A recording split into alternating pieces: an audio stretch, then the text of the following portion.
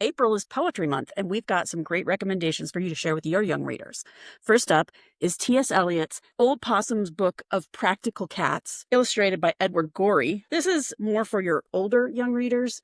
It's a little bit dense, and it's basically odes to cats.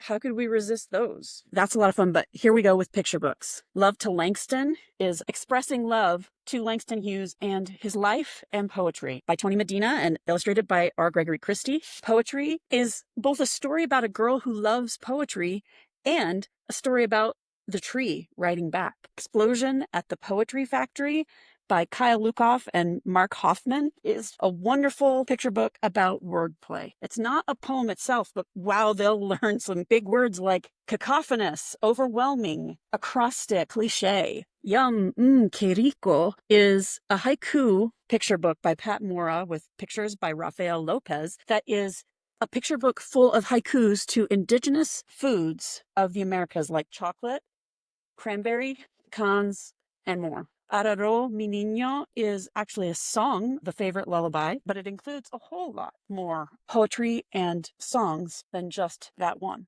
Oh, and that is by Lulu Delacré, written and illustrated. Well, selected and illustrated because a lot of those are traditional. Family Poems for Every Day of the Week is a bilingual book by Francisco X. Alarcón, illustrated by Maya Cristina Gonzalez, which includes a poem for every day of the week. How you feel on Mondays. What do Tuesdays feel like? Amazing Faces by Lee Bennett Hopkins and Chris Saint-Pierre?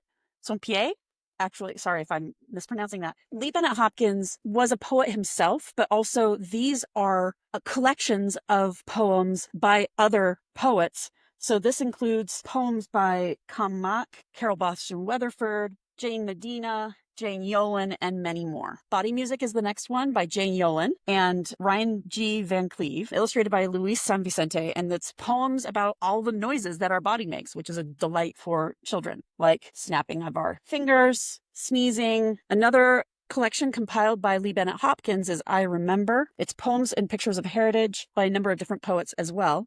So, for example, Janet S. Wong has a poem about Mother's Day. Kwame Alexander shares a story about something that he remembers. And it's stories of family. Margarita Engel has a story about grandmother's visit. So that's just a few of the books that we have on the shelves here for younger readers to share with their family members.